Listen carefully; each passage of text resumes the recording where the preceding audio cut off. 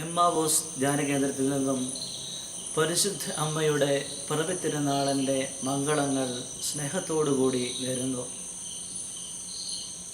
പരിശുദ്ധ അമ്മയുടെ പിറവിത്തിരുനാളിന് വേണ്ടി നോമ്പുനോറ്റും ഉപവാസമനുഷ്ഠിച്ചും പരിത്യാഗ പ്രവർത്തനങ്ങളിലൂടെയും ജീവിതത്തെ വിശുദ്ധീകരിച്ച് പരിശുദ്ധ അമ്മയുടെ തിരുനാളിന് വേണ്ടി ഒരുങ്ങുന്ന എൻ്റെ പ്രിയ സഹോദരി സഹോദരന്മാരെ,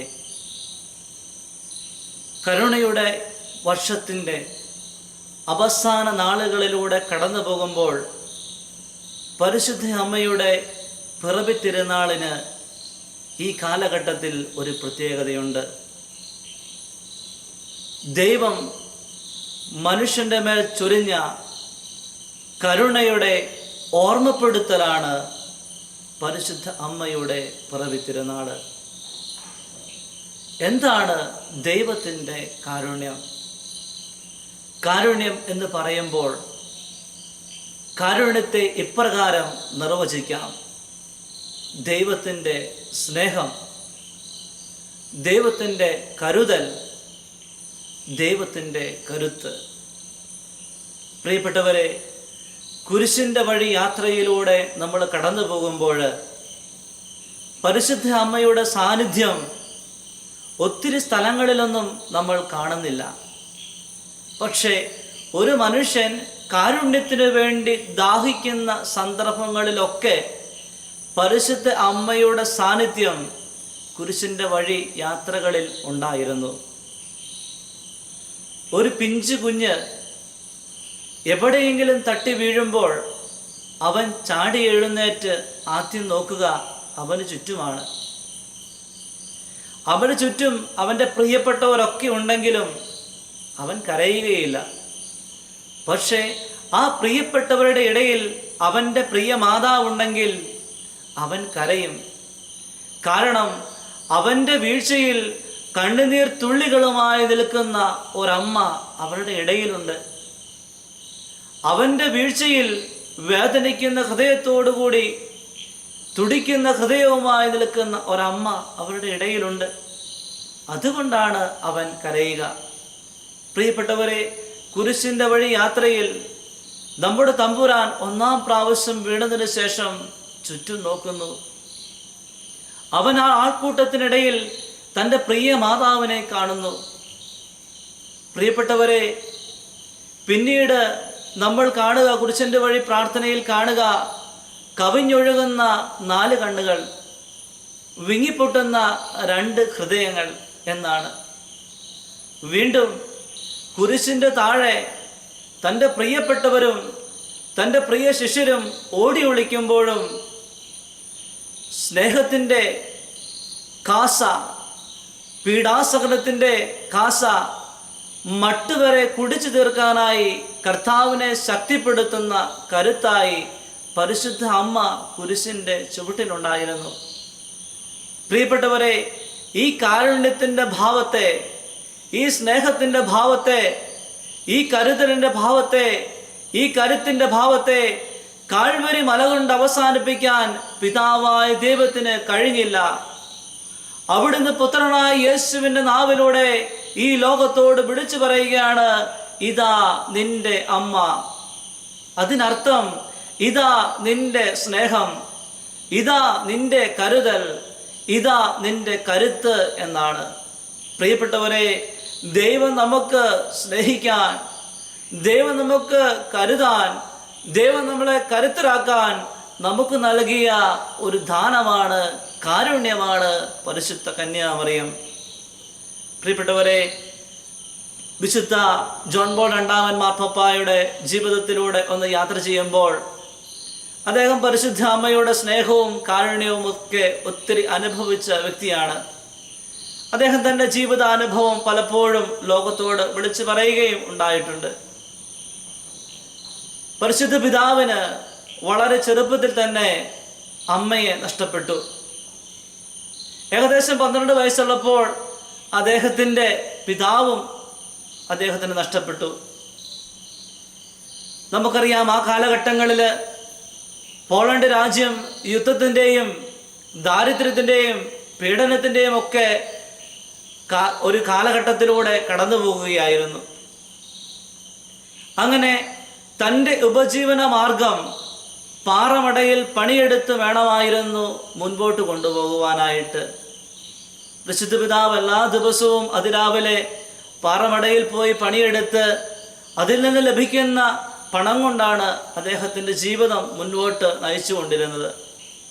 ഇങ്ങനെ ദുഃഖങ്ങളുടെയും വേദനകളുടെയും ഒക്കെ നടുവിലൂടെ യാത്ര ചെയ്യുമ്പോൾ ഒരു ദിവസം പാറമടയിൽ പണി ചെയ്ത് മടങ്ങി വരുന്ന അവസരത്തിൽ ഒരു വലിയ ട്രക്ക് ഇദ്ദേഹത്തെ ഇടിച്ചു വീഴ്ത്തിയതിന് ശേഷം കടന്നുപോയി. വഴിയരികിൽ ആരും സഹായത്തിനില്ലാതെ ചോരയൊക്കെ ചിന്തി വഴിയുടെ അരികിൽ ഒരോടയിൽ മരണത്തെ മുഖത്തോട് മുഖം കണ്ടുകൊണ്ട് കിടക്കുന്ന പരിശുദ്ധ പിതാവ്. ഈ നിമിഷത്തിൽ അദ്ദേഹത്തിൻ്റെ കണ്ണ് അദ്ദേഹത്തിൻ്റെ ഇടവകയിലെ പരിശുദ്ധ അമ്മയുടെ രൂപത്തിലേക്ക് ഉടക്കി. അദ്ദേഹം ആ ഓടയിൽ കിടന്നുകൊണ്ട് പരിശുദ്ധ അമ്മയോട് പറഞ്ഞു, അമ്മേ മാതാവേ, അമ്മയുടെ കരങ്ങളിലേക്ക് എൻ്റെ ജീവിതത്തെ ഞാൻ സമർപ്പിക്കുന്നു. പ്രിയപ്പെട്ട സഹോദരങ്ങളെ, പിന്നീട് നാം കാണുക ഈ കരോൾ കൊച്ചോയിറ്റീവ എന്ന് പറയുന്ന ഈ ബാലൻ ഒരു സെമിനാരിക്കാരനായി മാറി, ഒരു പുരോഹിതനായി മാറി, ഒരു മെത്രാനായി മാറി, നമ്മുടെ സഭയുടെ മുഴുവൻ മാർപ്പാപ്പായി മാറി. പരിശുദ്ധ അമ്മയുടെ കരങ്ങളിലേക്ക്, ആ സ്നേഹത്തിൻ്റെ കരങ്ങളിലേക്ക്, കരുതലിൻ്റെ കൈകളിലേക്ക്, കരുത്തിൻ്റെ കയ്യിലേക്ക് ആ ജീവിതത്തെ എടുത്തു വെച്ചപ്പോൾ പരിശുദ്ധ അമ്മ മാതാവ് അതിനെ നല്ലൊരു ഉപകരണമാക്കി മാറ്റി. അതുകൊണ്ട് പ്രിയപ്പെട്ട സഹോദരങ്ങളെ, ഈ നിമിഷങ്ങളിൽ നമുക്ക് നമ്മുടെ ജീവിതങ്ങളെ പരിശുദ്ധ അമ്മയുടെ കരങ്ങളിലേക്ക് സമർപ്പിക്കാം. പരിശുദ്ധ പിതാവ് സഭയും വിശുദ്ധ കുർബാനയും എന്ന ചാക്രിക ലേഖനം എഴുതുമ്പോൾ ഈ അമ്മയെക്കുറിച്ച് പറയുക ഇപ്രകാരമാണ്: പരിശുദ്ധ അമ്മ ആദ്യത്തെ സക്രാരി. എന്തുകൊണ്ടാണ് പരിശുദ്ധ പിതാവ് പരിശുദ്ധ അമ്മ ആദ്യത്തെ സക്രാരി എന്ന് പറയുന്നത് ലോകത്തോട്? അല്ലെ, ലോകത്തോട് പരിശുദ്ധ പിതാവ് ഇങ്ങനെ വിളിച്ചു പറയുന്നത് എന്തുകൊണ്ടാണ്? അതിന് കാരണമുണ്ട്. പ്രിയപ്പെട്ടവരെ, കാരുണ്യമായ ദൈവത്തെ സ്വീകരിക്കുവാൻ കാരുണ്യമുള്ള ഒരു ഹൃദയത്തിനെ സാധിക്കുകയുള്ളൂ. കാരുണ്യമെന്ന് പറയുമ്പോൾ സ്നേഹത്തിൻ്റെ, കരുതലിൻ്റെ, കരുത്തിൻ്റെ ഭാവത്തിന് അത് പരിശുദ്ധ അമ്മയ്ക്ക് മാത്രമേ ഉള്ളൂ. അതുകൊണ്ടാണ് പരിശുദ്ധ പിതാവ് പറയുക പരിശുദ്ധ അമ്മ ആദ്യത്തെ സക്രാരി എന്ന്. വീണ്ടും പരിശുദ്ധ പിതാവ് അതേ ചാക്രിക ലേഖനത്തിൽ പറഞ്ഞു വെക്കുകയാണ്, പരിശുദ്ധ അമ്മ വിശുദ്ധ കുർബാനയുടെ സ്ത്രീയാണ്. വിശുദ്ധ കുർബാന എന്ന് പറയുമ്പോൾ എന്താണ്? അത് ദൈവത്തിൻ്റെ സ്നേഹമാണ്, അത് ദൈവത്തിൻ്റെ കരുതലാണ്, അത് ദൈവത്തിൻ്റെ കരുത്താണ്. അങ്ങനെ കരുതലും കരുത്തും കാരുണ്യവുമുള്ളത് ആർക്കാണ്? പരിശുദ്ധ അമ്മയ്ക്ക് മാത്രമാണ്. അതുകൊണ്ടാണ് പരിശുദ്ധ പിതാവ് പറയുക പരിശുദ്ധ അമ്മ വിശുദ്ധ കുർബാനയുടെ സ്ത്രീയാണെന്ന്. ഇവിടെ പ്രിയപ്പെട്ട സഹോദരങ്ങളെ, ഈ നിമിഷങ്ങളിൽ നമ്മുടെ കരുത്തായ, നമ്മുടെ സ്നേഹമായ, നമ്മുടെ കരുതലായ പരിശുദ്ധ അമ്മ മറിയത്തെ നമ്മുടെ ജീവിതങ്ങളിലേക്ക് നമുക്ക് സ്വീകരിക്കാം. അമ്മേ മാതാവേ, അമ്മയുടെ കരങ്ങളിലേക്ക് ഞങ്ങളുടെ ജീവിതങ്ങളെ ഞങ്ങൾ സമർപ്പിക്കുന്നു. ഞങ്ങളുടെ പ്രിയപ്പെട്ടവരെ സമർപ്പിക്കുന്നു, ഞങ്ങളുടെ മക്കളെ സമർപ്പിക്കുന്നു, ഞങ്ങളുടെ കുടുംബങ്ങളെ സമർപ്പിക്കുന്നു. അമ്മേ മാതാവേ, അമ്മയുടെ സ്നേഹം കൊണ്ട്, അമ്മയുടെ കരുതൽ കൊണ്ട്, അമ്മയുടെ കരുത്തുകൊണ്ട് ഞങ്ങളുടെ ജീവിതങ്ങളെ നവീകരിക്കണമേ എന്ന് നമുക്ക് പ്രാർത്ഥിക്കാം. വീണ്ടും പ്രിയപ്പെട്ടവരെ, സുവിശേഷത്തിലൂടെയൊക്കെ നമ്മൾ യാത്ര ചെയ്യുമ്പോൾ പരിശുദ്ധ അമ്മയെ ചിത്രീകരിക്കുക എപ്പോഴും കാരുണ്യത്തിൻ്റെ വക്താവായിട്ടാണ്, അല്ലെങ്കിൽ സ്നേഹത്തിൻ്റെ, കരുതലിൻ്റെ, കരുത്തിൻ്റെ സ്ത്രീയായിട്ടാണ് സുവിശേഷകന്മാരെല്ലാം പരിശുദ്ധ അമ്മയെ അവതരിപ്പിക്കുക. വിശുദ്ധ ലൂക്കായുടെ സുവിശേഷം 1-ാം അധ്യായത്തിൽ ഏലീശ അമ്മയെ സന്ദർശിക്കുന്ന പരിശുദ്ധ അമ്മയെ നാം അവിടെ കാണുന്നുണ്ട്. പ്രിയപ്പെട്ടവരെ, ഏലീശ അമ്മയുടെ വീട്ടിലേക്ക് കടന്നു ചെന്നുകൊണ്ട് അവരുടെ ദുഃഖങ്ങളിൽ, വേദനകളിൽ പങ്കുകൊണ്ടുകൊണ്ട്, സന്തോഷങ്ങളിലും പങ്കുകൊണ്ടുകൊണ്ട് അവിടെ സ്നേഹമായി, കരുതലായി, കരുത്തായി മാറുന്ന പരിശുദ്ധ കന്യാമറിയം.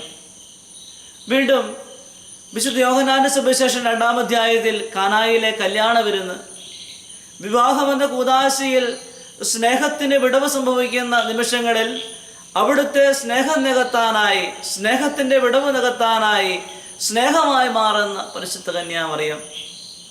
വീണ്ടും നടപടി പുസ്തകത്തിലൂടെ നമ്മൾ യാത്ര ചെയ്യുമ്പോൾ ക്രിസ്തു മരിച്ചതിന് ശേഷം നാലാ ദിക്കുകളിലേക്ക് ഓടിപ്പോയ ശിഷ്യന്മാരെ എല്ലാം പരിശുദ്ധ അമ്മ മാതാവ് സഹിയോൻ ഒട്ടുശാലയിൽ ഒരുമിച്ച് കൂട്ടി അവരെ സ്നേഹത്തിൽ ഒരുമിപ്പിക്കുന്നു, കരുത്തുള്ളവരാക്കി തീർക്കുന്നു.